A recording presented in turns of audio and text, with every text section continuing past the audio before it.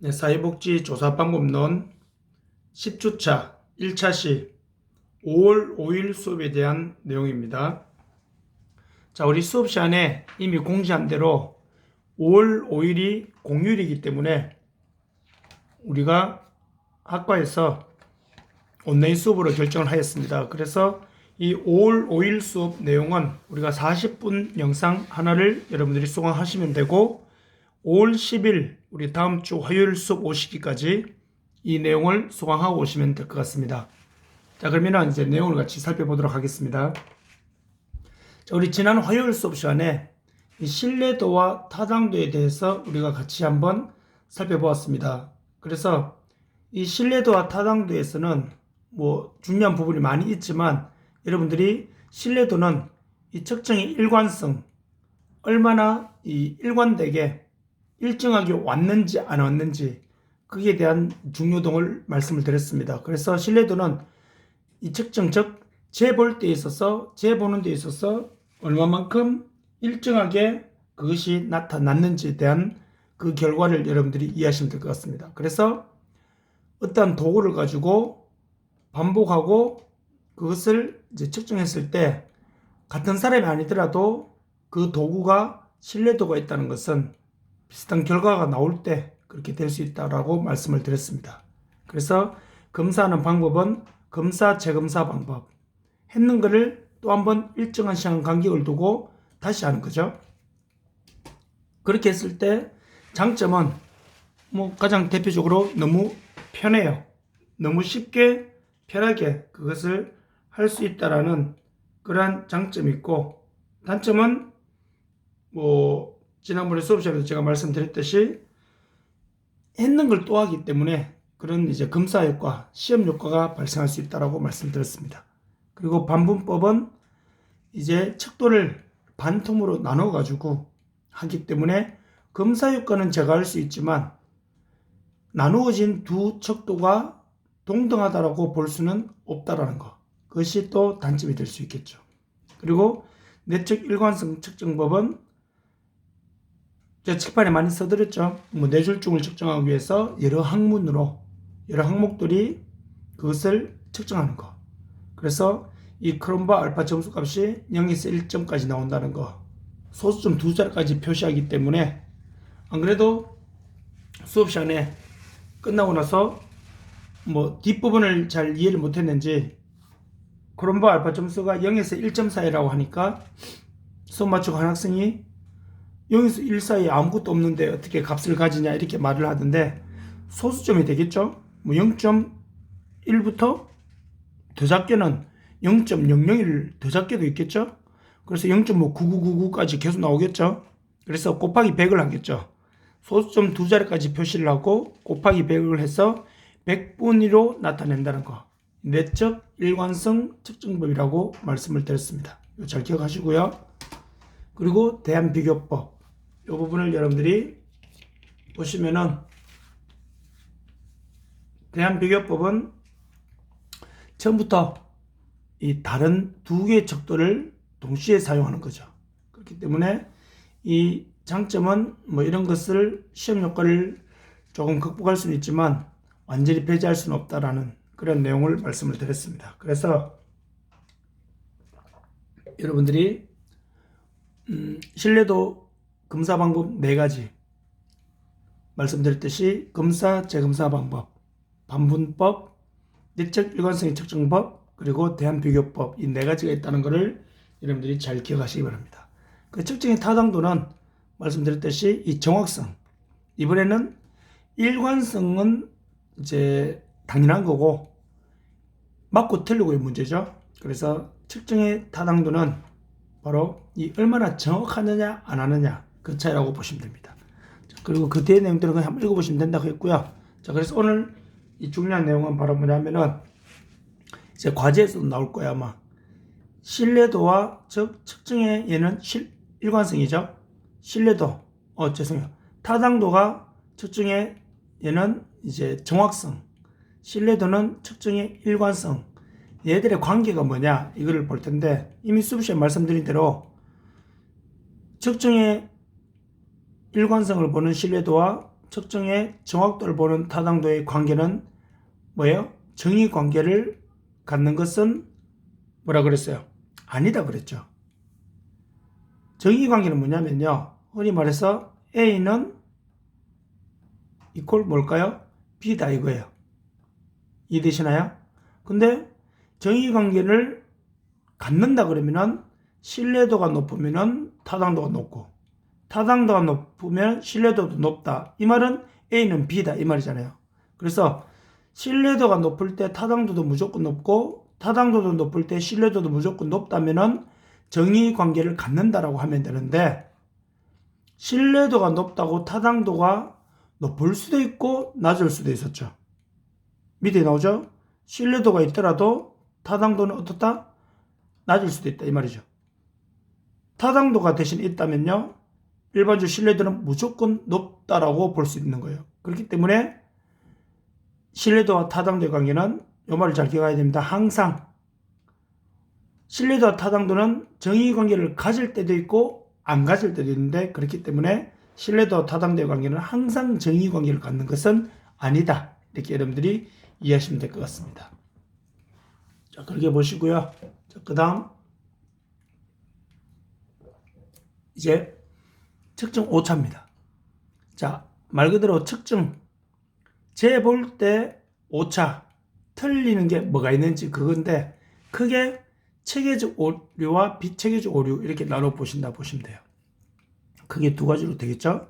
그래서 당연히 처음에는 체계적 오류가 무엇인지 그 다음 비체계적 오류가 무엇인지를 여러분들이 이해하시면 될 것 같아요. 자, 보시면은 체계적 오류는요 한마디로 말해서 내가 원래 재보려고 했던 것들이 아닌 다른 게 자꾸 재지는 거예요. 쉽게 말하면은 내가 원래 측정하려고 했던 그것이 아닌 다른 것들이 막 측정된다고요.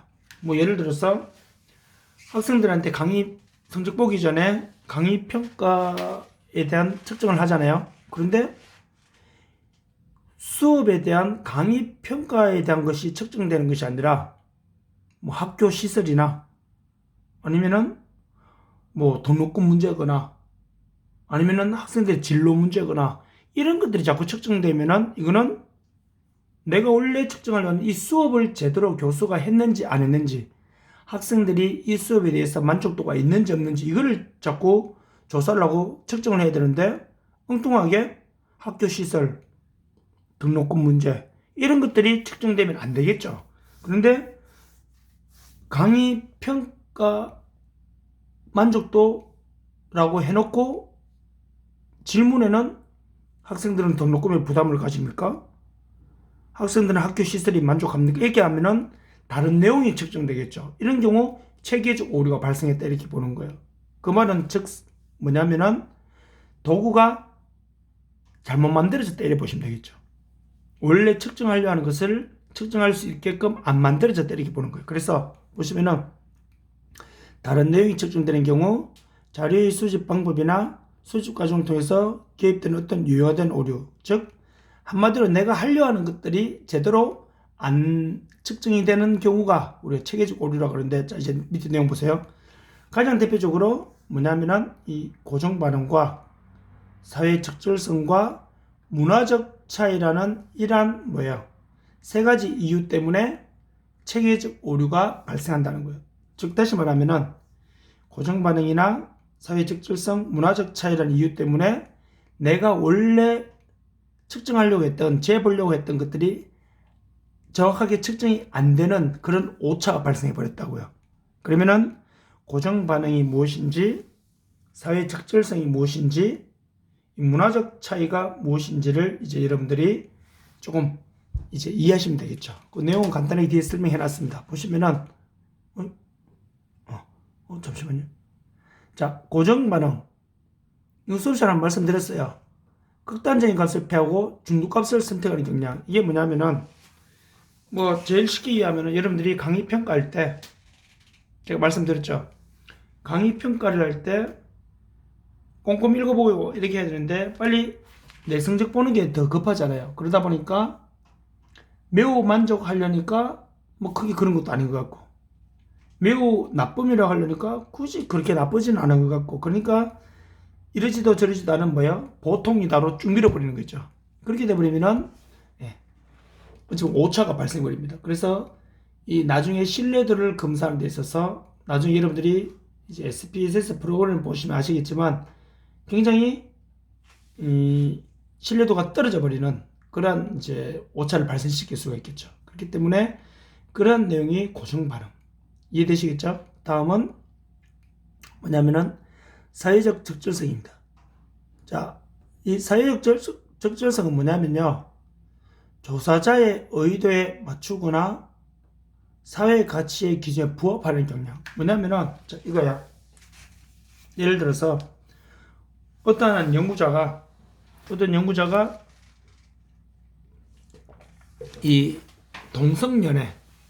동성연애라는 그러한 주제를 가지고 이제 연구를 시작했어요.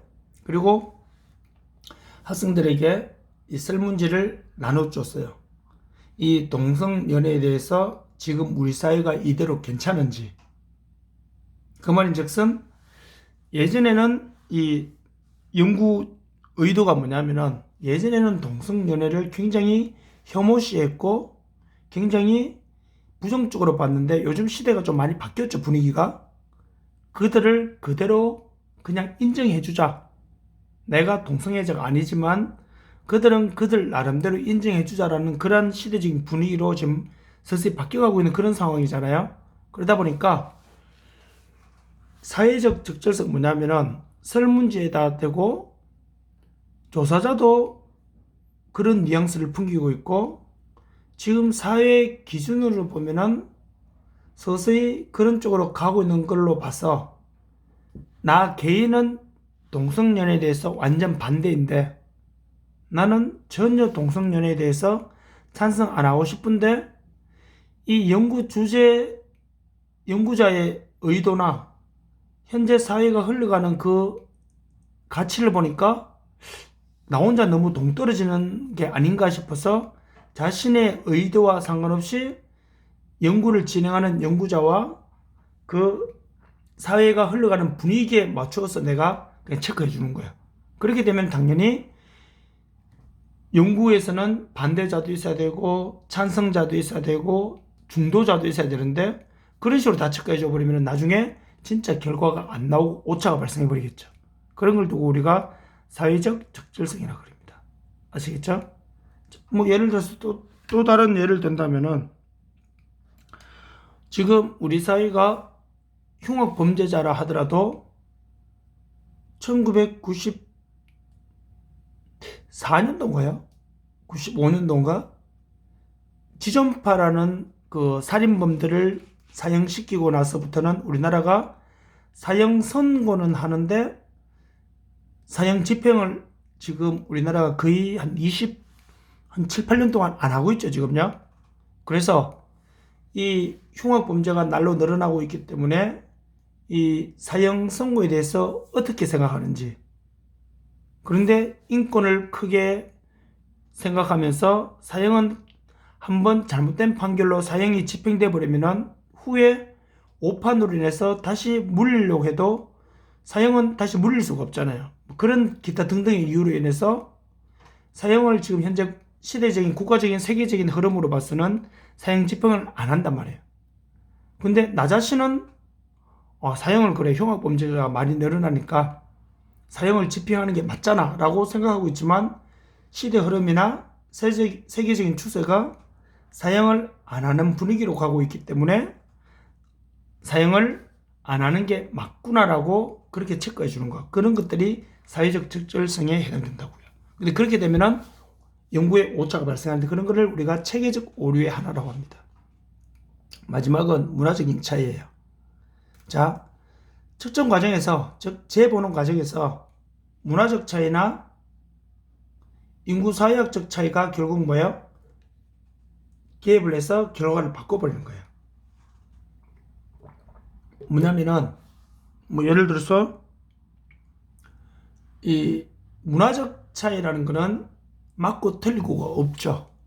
그런데 똑같은 상황에서 A라는 문화 지역에서는 좋아하는 것들이 B라는 문화지역에서는 싫어하는 것이 될 수도 있단 말이에요.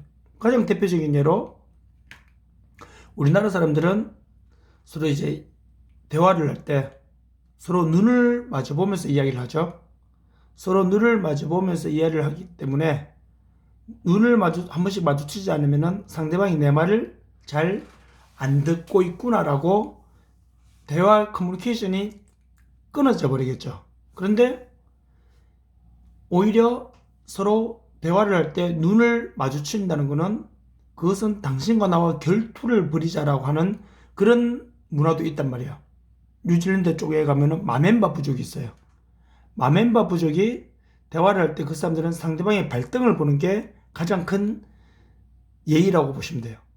이런 문화적인 차이로 인해서 똑같은 기준을 가지고 측정하다 보면은 문화적인 차이 때문에 다른 결과가 나올 수 있단 말이에요. 이해되시겠죠? 그렇기 때문에 그런 경우가 체계적 오류가 발생한다 보시죠. 그래서 내가 원래 측정하고자 하는 것들이 제대로 측정이 안 되고 엉뚱하게 오차가 자꾸 발생하는 이유는 고정 반응이나 사회적 특별성이나 문화적인 차이나 뭐 이런 것들이 이유가 될 수 있겠죠. 물론 더 다른 다양한 이유들도 분명히 있겠죠. 이렇게 일단은 체계적 오류를 이해하시고요. 그 다음은 이제 비체계적 오류입니다. 비체계적 오류는 보시면은 체계적 오류와 좀 달라요. 체계적 오류 같은 거는 일정한 뭐예요? 패턴 없이 일관적이지 않은 무작위적 오류가 존재하는 경우이며 통제하기가 더 어렵다는 거예요. 다시 말하면은 이 체계적 오류는 패턴이 있단 말이에요. 문화가 서로 다르니까 이런 차이가 있구나. 쭉 밀은 고정 반응을 하니까 이런 오차가 발생하는구나. 이런 패턴이 있는데 비체계적으로는 그런 패턴이 없어요. 그래서 사전에 예방하기가 더 어려워요. 이 비체계적 오류는요. 가장 대표적인 게 측정 상황. 말 그대로 예를 들어서 여러분들한테 사회복지 상담학과 A, B반 학생들에게 사회복지 학과 만족도에 대해서 조사를 하려고 그래요. 그런데 평상시에 학과에 대해서 크게 불만이 없었던 학생인데 우리가 지난주에 우리 수업 마치고 학교에서 서브웨이랑 콜라 나눠줬잖아요. 그쵸? 그런데 한 학생이 받으려고 있었는데 만약에 개수가 모자란다면서 3명이 못 받았어요. 그리고 교수님들이 미안하다 하면서 숫자를 잘못 파악했다 하면서 너네들은 다음 주에 다시 줄게 했는데 다음 주에도 안 줘요. 갑자기 햄버거 하나 사 먹을 돈이 없었어 기분 나쁜 게 아니라 자신들이 뭔가 박탈된 느낌 때문에 갑자기 불만이 생겼어요. 마침 그때 학과 만족도 설문조사를 한 거예요. 그러면요 진짜 얘들은 학과에 대해서 진짜 불만족이 있었다기보다는 그 상황 때문에 지금 닥쳐진 그 상황 때문에 학과 만족도가 점수가 떨어지게 되는 그런 측정이 이루어질 수도 있겠죠. 이거는 이 상황이 좋아지고 나빠지고 이런 거는 언제 발생할지 모르니까 통제하기가 더 어렵다 이렇게 보시는 거예요. 이렇게 발생하는 오류는 비체계적 오류에서 특정 상황에 대한 오류다 이렇게 보시는 거예요. 근데 반대로요. 예를 들어서 학과에 대해서 별로 크게 만족도 없고 학교도 그냥 겨우 그냥 어쩔 수 없이 다니고 있었는데 우리 학과에서 예를 들어서 교수님이 조기 취업을 시켜줬어요. 나는 취업 때문에 굉장히 스트레스 받고 있었는데 교수님이 조기 취업을 시켜주니까 어떻게 돼요? 갑자기 학과에 대해서 기분이 너무 좋아진 거예요. 학과 자체가 2년 가까이 학교 다니면서 불만족으로 다녔는데 교수님이 취업시켜줬다는 그 이유 때문에 학과가 갑자기 너무 좋아져 버린 거예요. 그 상황에 학과 만족도 설문조사를 하면 당연히 만족도가 반대로 이번에 어떻게 될까요? 올라가겠죠. 이런 것들 때문에 발생하는 것은 오류가 발생했습니다. 자, 측정자. 뭐냐면은 이 연구자에 따라서도 측정하는 사람들이 예를 들어서 너무 불친절하게 하면은 원래 측정하고자 하는 내용과 상관없이 불만족으로 막 체크할 수밖에 없겠죠. 측정 대상자도 마찬가지고요. 그리고 측정 도구, 즉 이 도구는 뭘까요? 여기서는 대부분 설문지가 되겠죠. 자, 설문지로 인한 도구는 뭐냐면 설문지가 오류를 일으키는 이유는 대표적으로 뭘까요? 그렇죠. 신뢰도와 뭐 타당도가 떨어지는, 즉 신뢰도와 타당도가 확보되지 않은 그러한 설문지를 가지고 재보면은 당연히 오류가 발생할 수밖에 없겠죠. 이런 이유로 인해서 발생한 것은 비체계적 오류입니다. 그래서 여러분들이 여기서는 이번 시간에는 지금까지 했는 것은 체계적 신뢰도와 타당도의 관계, 그리고 이 체계적 오류와 비체계적 오류가 어떻게 해서 발생하는지에 대해서 여러분들이 한 번 더 고민해 보시면 될 것 같습니다. 자, 여기까지가 이제 수업 자료 내용이었고요. 자, 이번에는 다음 수업 자료 보시겠습니다. 자, 이번에는 자, 표집. 자, 표집인데 이것도 우리가 중간고사 전후를 비교하자면요, 물론 중요한 내용들이 많이 있지만요, 중간고사 전 내용 중에 제일 중요한 거 하나만 꼽으라 그러면은 변수, 독립변수, 종속변수, 뭐 통계변수들, 그런 것들이 참 중요한 내용들이었고요. 그리고 또 다시 중요한 게 우리 좀 전에 했던 신뢰도, 타당도 중요하니까 또 과제로도 내겠죠. 그리고 중간고사 지금 이후에 중요한 건 뭐냐면 이제 표집이에요. 표집은 말 그대로 뭐냐면은, 말 그대로 옆에 보세요. 표집 해놓고 갈려놓고 뭐 해놨어요? 표본 추출했죠. 여기 보시면 돼요. 여러분들 커피를 우리가 이렇게 주문을 하거나 아니면 직접 자기가 커피를 내려 먹는 사람들 보면은 이 커피 콩이 있죠. 이 볶아놓은 커피 콩을 가지고 어떻게 해요? 분쇄기에 돌리죠. 가루로 만든 다음에 이 가루로 만든 걸 또 어떻게 해요? 그쵸? 뭐 커피 머신을 해서 내리는 사람들도 있고, 또는 뭐 여과기를 두고 천천히 내리는 사람도 있겠지만, 결국 커피를 뽑아내겠죠. 이렇게 밑으로요. 물을 넣고 뽑아내면은 뭐가 만들어져요? 이 결정물이 만들어지죠. 이걸 우리가 뭐 시럽을 넣기도 하고 뭐 얼음을 넣기도 해서 어떻게 합니까? 이걸 마시죠. 이제 이게 커피가 되었으니까. 결국 뭐예요? 커피를 추출한다 그러잖아요. 그렇죠? 커피 내린다 이 말이잖아요. 그것처럼 표집은 뭐냐면요, 똑같아요. 커피 내리는 것처럼 커피를 어디서 내렸어요? 원래 커피 원액에서 이렇게 내려오는 거잖아요. 그것처럼 원래 내가 연구하려고 했던 전체 집단, 즉 우리가 이미 배웠죠. 모집단에서 내가 그 모집단을 다 할 수가 없으니까 일부를 뽑아내서 하죠. 즉 뭐예요? 표본 조사를 하는 거죠. 이해되시겠죠? 표본 조사를 하니까 결국 어떻게 됩니까? 전체에서 내가 필요한 만큼 뽑아내는 거예요. 그게 표집이고, 그렇게 해서 표집을 통해서 뽑힌 거는 뭐다? 표본이다. 이렇게 보시면 되겠죠. 이해되시겠죠? 그리고 뽑는 거를 우리가 표집한다. 그리고 뽑힌 거를, 그렇게 해서 뽑힌 거를 표본이라 불러요. 그렇게 일단 머릿속에 담아놓으시고, 그래서 표집은 뭐냐면은 전체에서 내가 필요한 연구 대상자를 뽑아내는 거라고 보시면 돼요. 예를 들어서 우리나라 청소년들의 음주 현황 이렇게 보시면은 우리나라 청소년들 중에 술을 먹는 학생들이 한 몇 퍼센트 될까요? 조사해봐야 되겠죠? 그러면은 우리나라 청소년들이 한 800만 명 된다면은 그 800만 명을 다 조사하는 것을 전수조사.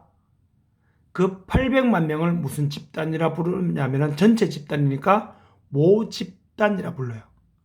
근데 800만 명을 다 조사할 수가 없으니까 그 중에서 내가 1000명을 뽑는 거예요. 뽑는 게 뭐다? 표집. 그렇게 해서 800만 명 중에서 1000명이 뽑혀 나왔어요. 표집을 통해서. 뽑혀 나온 거를 뭐다? 표본.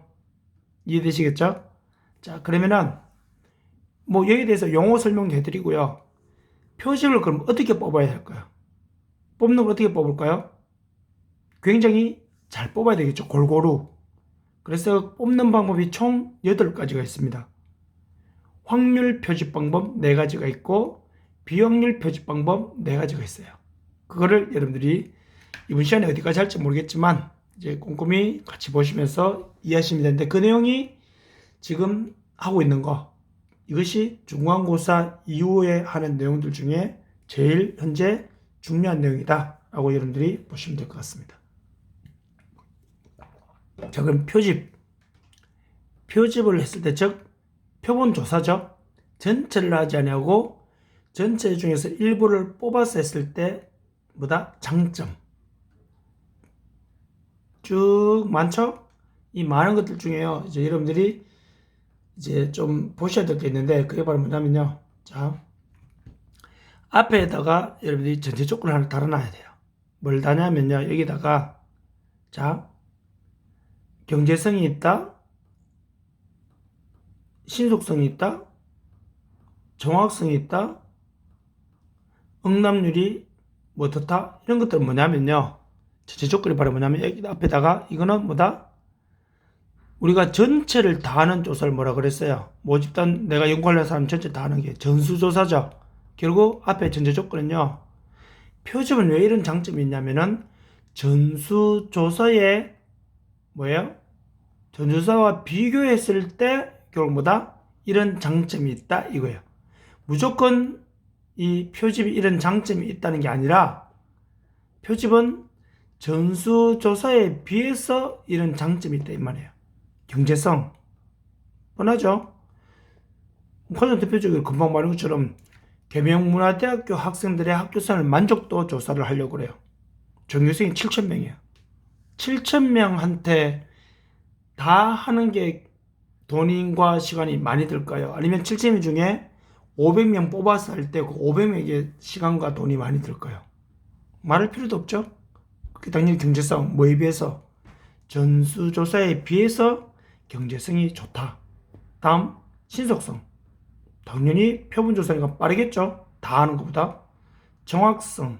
자, 이걸 여러분들이 조금 뭐 헷갈려 할 수 있는데, 여기서 말하는 정확성은요, 뭐 이 PPT다 보니까 너무 구체적인 설명을 못 써서 그런데, 전체적인 답을 얻기 위해서는, 자, 우리나라 인구조사를 다 하는 게 5천만 명 다 조사해보는 게 제일 정확하겠죠. 그런데 일부를 하게 되면은 오차가 발생할 수밖에 없죠. 근데 여기서 말하는 정확성은 뭐냐면요. 5천만 명을 했을 때, 우리 학교로 비유할게요. 다시요. 전교생 7,000명한테 설문지를 돌리면요. 설문지를 하다가 안 하거나 안 해놓고 했다고 거짓말하면서 내거나 중간에 막 빠뜨려 먹고 하거나 이런 게 7,000명 할 때 했을 때 많이 나오겠어요? 500명 했을 때 많이 나오겠어요? 당연히 7,000명 했을 때 훨씬 많이 나오겠죠. 그런 면에서 뭐예요? 표본 조사를 하게 되면은 장점이 있다. 정확성이 있다. 이렇게 보시는 거예요. 그런 의미에서 정확성입니다. 그리고 응답률 앞에 설명하고 똑같아요. 7,000명한테 했을 때 하기 싫어서 안 한다 하는 사람이 많겠어요? 500명한테 할 때 안 한다 하는 사람이 많겠어요? 그래서 응답률이 표집이 훨씬 더 장점이 있다 보시면 돼요. 신뢰도와 타당도는요. 신뢰도는 당연히 표본이 뭐 어차피 신뢰도가 우리가 설문지를 할 때는 표본 조사를 할 때는 신뢰도와 타당도가 검증된 걸 갖고 하니까 그게 문제는 없겠죠. 조직적 반발 방지. 자, 이거는 뭐냐면요. 이렇게 생각하시면 돼요. 예를 들어서 우리가 사회에서 조사를 하다 보면요. 사회복지 조사도 마찬가지지만 조금 예민한 쪽에 조사를 해야 될 때도 있어요. 특히 장애인 쪽이거나 이쪽으로 조금 예민한 부분에 연구를 할 때 당사자들이 기분 나쁠 수도 있단 말이에요. 그런데 전체 해당되는 사람들 전체를 다 좀 예민한 문제를 조사를 다 해버리면요. 그 사람들이 집단 행동할 수도 있단 말이에요. 기분 나쁘다고. 근데 표본 조사를 해버리면은 숫자가 작기 때문에 기분은 나쁘지만 조직적으로 집단으로 반발을 할 수 있는 어찌 보면 모티브를 줄일 수 있겠죠. 그렇기 때문에 그런 의미에서 조직적 반발 방지 이렇게 여러분들이 봐주시면 될 것 같습니다. 자, 그래서 표집은요. 전수조사에 비해서 이러한 뭐가 있다? 장점이 있다. 이렇게 여러분들이 봐주시면 될 것 같아요. 대신에 또 뭐가 있어요? 단점이 있겠죠. 자, 단점은 뭐가 있냐면요. 뭐 여러분들도 이제 잘 아시겠지만 보시면은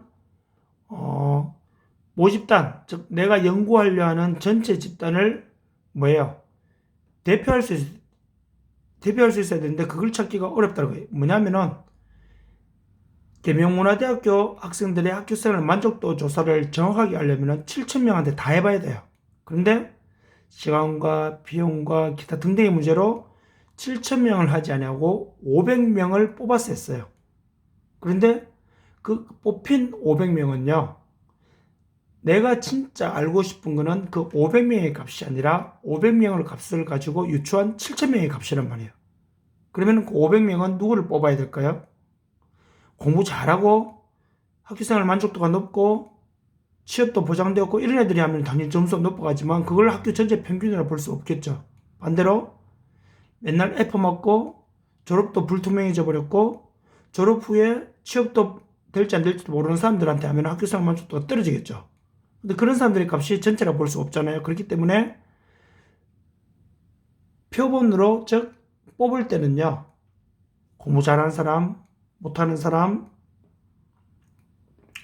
취업이 어느 정도 보장된 사람, 취업이 전혀 보장되지 않은 사람, 학교가 재미있는 사람, 학교가 재미없는 사람 골고루 다 뽑아야 되는데 그렇게 뽑기가 쉽지 않다는 말이 바로 모집단을 대표할 수 있는 표본을 찾기가 어렵다 이 말이에요. 그래서 일반화의 위험성이 있겠죠. 뭐냐? 학교생활 500명 뽑았는데 그 500명이 다 학교에 다 만족한 사람들만 뽑혀버리면은 계명문화대학교 학생들은 다 이렇게 학교생활 만족도가 높구나라고 해버리면은 일반화의 위험성이 발생해버린 거죠. 이해되시겠죠? 그리고요, 모집단의 크기가 작을 때는 표집할 필요가 의미가 없다는 거예요. 뭐냐면은, 자, 계명문화대학교 사회복지상담학과 AB반 학생들의 학과생활 만족도 조사를 해요. AB반 합치면 몇 명 돼요? 한 70명 정도 되죠?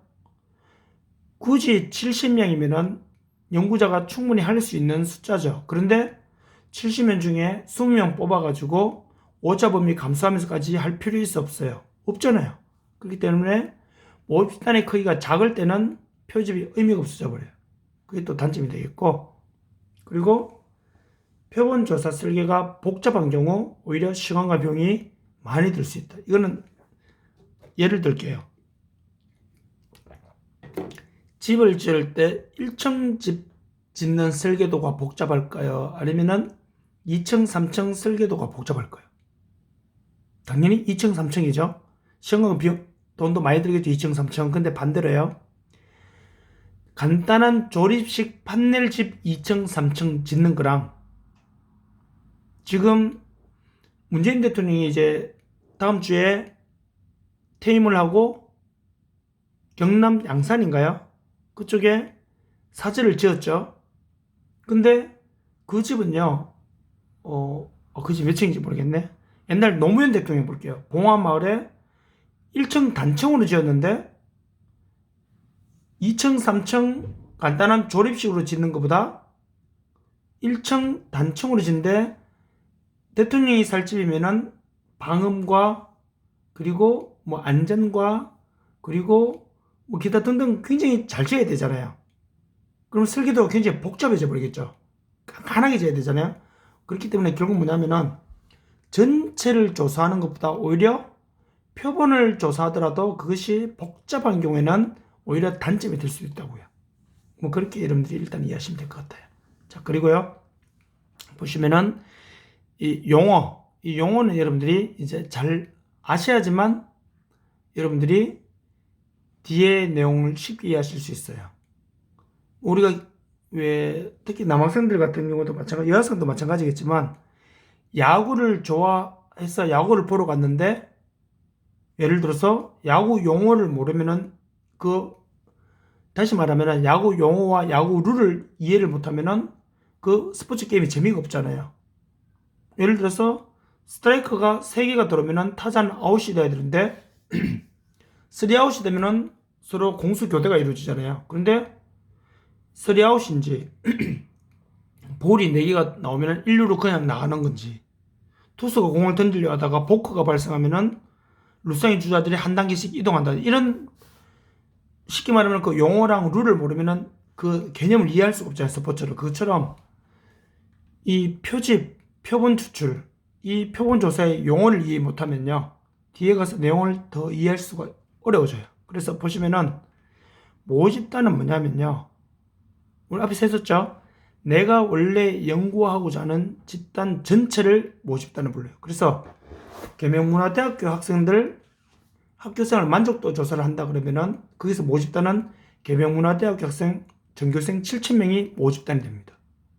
그런데 7,000명 다 하려니까 너무 부담스럽죠. 너무 많고 개인이 하기에는. 그러니까 그 중에서 내가 500명을 뽑았어요. 뽑은 거는 뭐다? 표본. 그럼 뽑았다 했죠? 뽑는 건 뭐다? 표집. 됐죠? 원래 집단은 모집단. 그 중에서 내가 뽑은 거는 표본. 그럼 뽑는 그 과정을 표집. 그리고요, 통계치 나오죠. 요 말과 모수치, 요 말을 이제 이해하시면 되는데, 뭐냐면요, 모수치는 다른 말로 모수라고 돼요. 줄여서. 자, 통계치하고 모수치는요, 간단해요. 뭐냐면은, 자, 내가 전체가 아닌 일부 조사했던 뭐예요? 표본. 표본이 있겠죠? 이 표본 조사를 했다가 가자 해볼게요. 이 표본 조사가 가지는 값이 있을까 없을까요? 있겠죠? 이 표본 조사가 했을 때 가지는 값을 우리가 뭐냐면 통계치라 불러요. 표본 조사가 가지는 값. 그러면은 모수치는 뭘까요? 당연히 그렇죠. 모집단이 가지는 값을 우리가 모수치라 불러요. 모집단이 가지는 값. 됐나요? 모집단은 내가 하려고 하는 전체 집단. 표본은 그 중에서 내가 일부를 뽑았는 거. 표집은 뽑는 과정. 통계치는 일부 뽑았는 거에 표본의 값. 모수치는 원래 뽑기 전에 전체 집단이 가지는 값. 됐죠? 이제 이해되시겠죠? 그럼 이렇게 한번 보세요. 결국 뭐냐면요, 내가 뭐예요? 이렇게 보시면 돼요.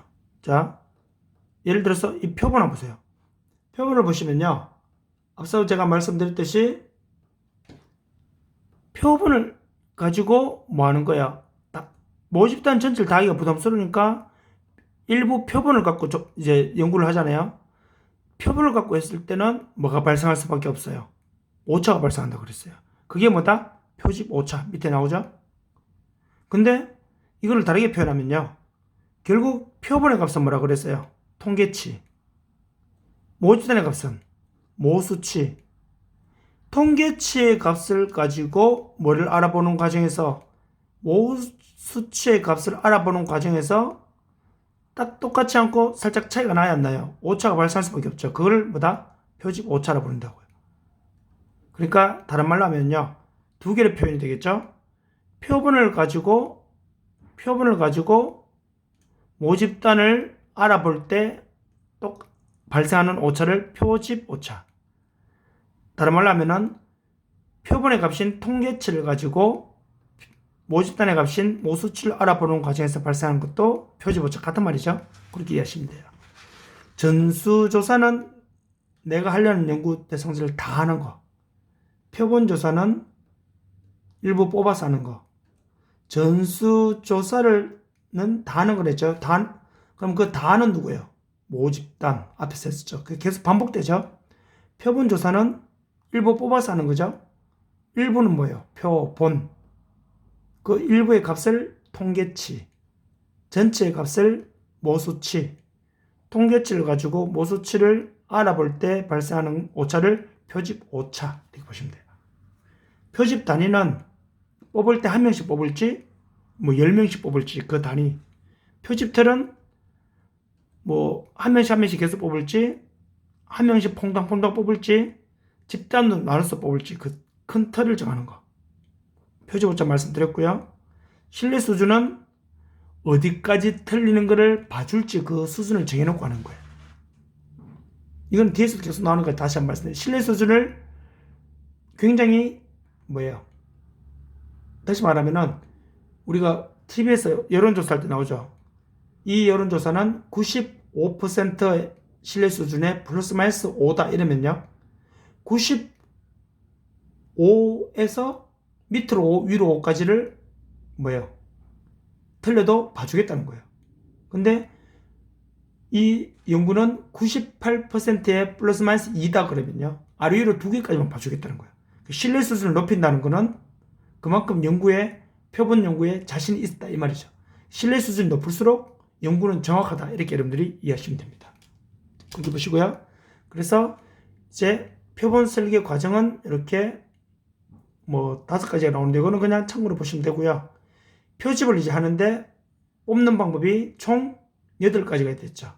그 8가지는 우리가 5월 10일 우리가 대면 수업 시간에 우리가 하도록 하겠습니다. 수고하셨습니다.